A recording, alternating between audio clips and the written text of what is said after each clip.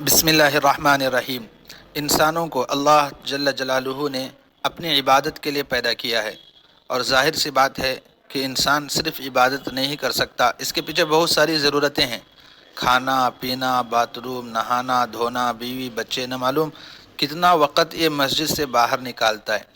اللہ تبارک و تعالیٰ کا بہت بڑا احسان یہ ہوا ہم لوگوں پر کہ اللہ تبارک و تعالیٰ نے جو بھی ہم اپنی ضرورت، جیسی بھی وہ ضرورت ہو، چاہے کھانا ہو، سونا ہو، اٹھنا بیٹھنا ہو، جو بھی ہماری ضروریات میں سے ہیں، اگر ہم اپنی ضرورتوں کو رسول اللہ صلی اللہ علیہ وسلم کے طریقے کے مطابق اگر ہم کریں گے، اپنی ضرورت بھی پوری کریں گے، تب بھی اللہ تبارک و تعالیٰ ضرورت کے پورا کرنے کے باوجود عبادت کرنے کا ثواب دیں گے۔ دیکھیں کتنا بڑا احسان ہے۔ ہم کرتے ہی رہتے ہیں، کھاتے ہی رہتے ہیں، کھانے کو ذرا رسول اللہ صلی اللہ علیہ وسلم کے طریقے کے مطابق کھائیں تو کھانا عبادت، سونا تو سوتے ہی رہتے ہیں، اگر ہم سونا رسول اللہ صلی اللہ علیہ وسلم کے طریقے کے مطابق کریں گے تو سونا بھی عبادت بن جائے گا۔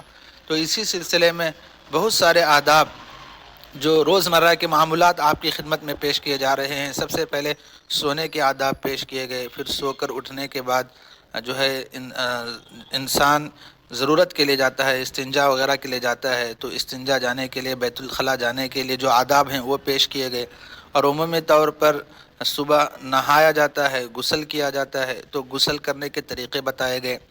غسل کرنے کے بعد اب باری آتی ہے لباس کے پہننے کے، کپڑے کے پہننے کے۔ تو آج کی اس ویڈیو میں انشاءاللہ آپ لوگوں کی خدمت میں لباس کے آداب یعنی کپڑے پہننے کا سنت طریقہ پیش کرنے کی کوشش کروں گا۔ آپ بھی اس سے فائدہ اٹھائیں اور دوستوں کے ساتھ اس کو شیئر کریں۔ لباس کے سلسلے میں سب سے بنیادی چیز یہی ہے کہ جو لباس بھی ہم پہن رہے ہیں وہ لباس پاک اور صاف ہونا چاہیے، صاف ستھرا ہونا چاہیے۔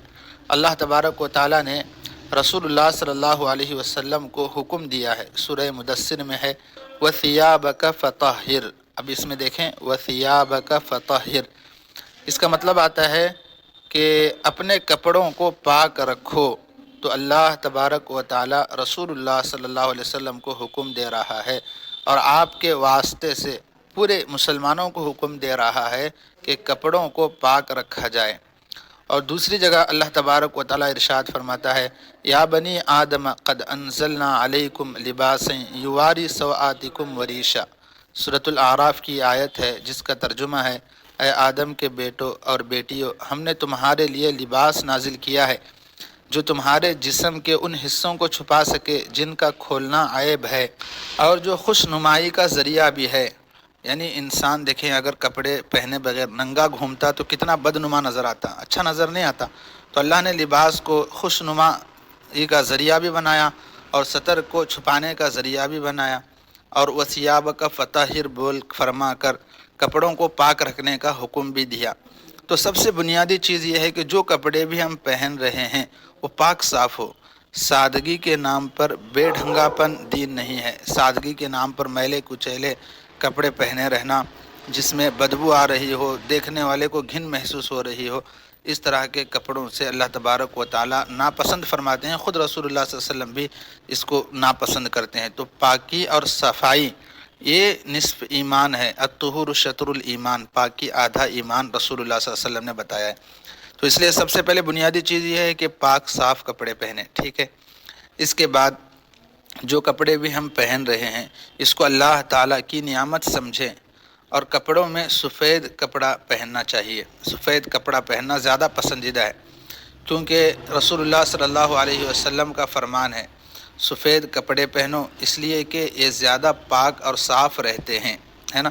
اگر کلر کے کپڑے پہنیں گے تو چاہے جتنا بھی میلے ہو جائے پتہ نہیں چلتا، اب اس کو پہنے رہتے ہیں ہم لوگ، ہفتوں پہنے رہتے ہیں، کچھ پتہ نہیں چلتا۔ سفید کپڑے دیکھیں تھوڑا سا بھی میل لگ جائے تو اسے بدلنا پڑتا ہے۔ تو چونکہ پاکی صفائی کا زیادہ اہتمام ہوتا ہے سفید کپڑوں میں، وائٹ کپڑوں میں، اس لیے اس کو پہننے کا حکم دیا گیا۔ اب اگر نیا کپڑا ہے، نیا کپڑا کس دن پہننا چاہیے تو دیکھیں اس سلسلے میں اللہ کے رسول صلی اللہ علیہ وسلم نے فرمایا، حضرت انس رضی اللہ عنہ فرماتے ہیں جب آپ صلی اللہ علیہ وسلم کو نیا کپڑا مل جاتا تو اسے جمعہ کے دن پہنتے۔ تو ہم بھی اس سنت کو زندہ کریں کہ بھئی نیا کپڑا پہننے کا اگر دل چاہ رہا ہے تو جمعہ کے دن پہنے، جمعہ کے دن سے جو ہے نئے کپڑوں کی افتتاح کریں گویا، اس سے ایک سنت بھی زندہ ہو جائے گی۔ اور کپڑوں میں اس بات کا خیال رکھے کہ غیر مسلموں کا سا لباس نہیں پہننا چاہیے۔ آج پتہ ہی نہیں چلتا کہ کون مسلمان ہے کون غیر مسلم ہے نا۔ تو مسلمانوں نے غیروں کی اتنی جو ہے مشابہت اختیار کی ہوئی ہے، خاص کر نوجوانوں نے، کہ ان کو دیکھ کر پتہ ہی نہیں چلتا کہ یہ مسلمان ہے یا نہیں۔ غیروں کی مشابہت اختیار کرنے سے اللہ کے رسول صلی اللہ علیہ وسلم نے منع فرمایا ہے۔ دیکھیں آپ صلی اللہ علیہ وسلم نے فرمایا وہ شخص ہم میں سے نہیں ہے جو ہمارے علاوہ دوسروں کی مشابہت اختیار کرے، اللہ معاف کرے۔ آج دیکھیں ہم کس کی مشابہت اختیار کر رہے ہیں، ہمارا رہنا سہنا، کپڑے، رنگ ڈھنگ رسول اللہ صلی اللہ علیہ وسلم کے طریقے کے مطابق ہے یا غیروں کے طریقوں کے مطابق ہے۔ تو اس بات کا زیادہ خیال رکھے کہ ہمارے جسم پر اسلامی لباس آئے، ٹھیک ہے۔ اور ایک بہت بڑی وبا آج کے اس زمانے میں جو چلی ہے وہ یہ ہے کہ کئی سارے مرد ایسے ہوتے ہیں جو عورتوں کے سے کپڑے پہنتے ہیں، اور کئی ساری لڑکیاں اور عورتیں ایسی ہوتی ہیں جو مردوں کا سا لباس پہنتی ہیں۔ اللہ کے رسول صلی اللہ علیہ وسلم نے ایسے لوگوں پر لعنت فرمائی ہے۔ لباس میں مردوں کا عورتوں کی اور عورتوں کا مردوں کی مشابہت اختیار نہیں کرنا چاہیے۔ کیوں؟ اس لیے کہ دیکھیں ابو داؤد کی روایت ہے، حضرت ابو ہریرہ رضی اللہ عنہ فرماتے ہیں اللہ کے نبی صلی اللہ علیہ وسلم نے اس مرد پر جو عورتوں کا سا لباس پہنے اور اس عورت پر جو مردوں کا سا لباس پہنے لعنت فرمائی ہے۔ یعنی جو مرد عورتوں جیسا لباس پہن رہا ہے وہ بھی، اس پر بھی اللہ کے نبی کی لعنت برستی ہے، اور جو عورت مردوں جیسا لباس پہنتی ہے اس عورت پر بھی اللہ کے نبی کی لعنت برستی ہے۔ اللہ حفاظت فرمائے۔ تو لباس کے سلیکشن میں ان باتوں کا خاص خیال رکھنا چاہیے۔ کپڑے پہننے میں داہنی طرف سے شروع کرنا چاہیے۔ اگر جھبا پہن رہے ہیں، شرٹ پہن رہے ہیں تو داہنی طرف سے یعنی رائٹ سائیڈ کا جو ہاتھ ہے پہلے اس ہاتھ کو داخل کریں گے۔ ازار پہن رہے ہیں یعنی نیچے کا تہبند جو بھی پہن رہے ہیں نچلا حصہ، تو اس کو پہننے کی صورت میں سب سے پہلے رائٹ سائیڈ کا پاؤں داخل کریں گے کپڑوں میں، ٹھیک ہے۔ اگر نئے کپڑے پہن رہے ہیں تو نئے کپڑے پہننے کی دعا پڑھ لیں۔ دعا یہ ہے الحمدللہ الذی کسانی ما اواری بہ عورتی واتجمل بہ فی حیاتی۔ یہ نئے کپڑے پہننے کی دعا ہے۔ دیکھیں جو عربی دعائیں ہیں ان کے اندر بڑی نورانیت ہے، اور ان دعاؤں کے پڑھنے سے اللہ کے ساتھ بندے کا ایک تعلق جڑ جاتا ہے۔ لیکن اگر کسی کو عربی دعا یاد نہیں ہو رہی ہے تو کم سے کم وہ اردو میں ہی اللہ سے جو ہے دعا کریں۔ اور اگر عام کپڑے پہن رہے ہیں جو ریگولر پہنے جاتے ہیں، نئے کپڑے نہیں ہیں، تو اس وقت دعا جو پڑھنی ہے وہ یہ ہے الحمدللہ الذی کسانی ھذا ورزقنیہ من غیر حول منی ولا قوہ۔ اور یہ تو کپڑے پہننے کا ہوا۔ اب جب کپڑے اتارنے لگے تو اس وقت کپڑے اتارنے کی ترتیب کیا ہے کہ سب سے پہلے لیفٹ سائیڈ کا ہاتھ، لیفٹ سائیڈ کا پیر نکالیں گے، جسے بائیں طرف کا ہاتھ یا بائیں طرف کا پیر کہتے ہیں نا، لیفٹ سائیڈ کا جو بھی ہاتھ اور پیر ہے نا، پہلے اس کو نکالیں گے۔ پہنتے ہوئے رائٹ سائیڈ کو آگے رکھیں گے، یعنی رائٹ سائیڈ کا ہاتھ داخل کریں گے، رائٹ سائیڈ کا پیر داخل کریں گے۔ اتارتے ہوئے لیفٹ سائیڈ کا ہاتھ نکالیں گے، لیفٹ سائیڈ کا پیر نکالیں گے، ٹھیک ہے۔ اور خاص طور پر اس دعا کو ضرور یاد کر لیں ہر کوئی، جب ہم لباس نکال رہے ہوتے ہیں، کپڑے نکال رہے ہوتے ہیں، اس وقت اس دعا کا پڑھنا بہت ہی ضروری ہے۔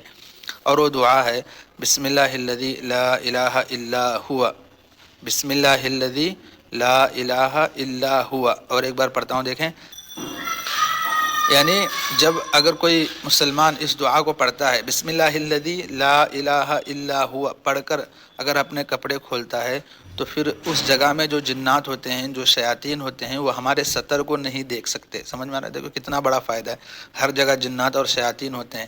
اگر ہم دعا کو پڑھے بغیر ایسے ہی کپڑے کھول لینا تو پھر وہ ہمارا سب کچھ دیکھ لیں گے، اس سے بہت سارے نقصانات بھی ہو سکتے ہیں۔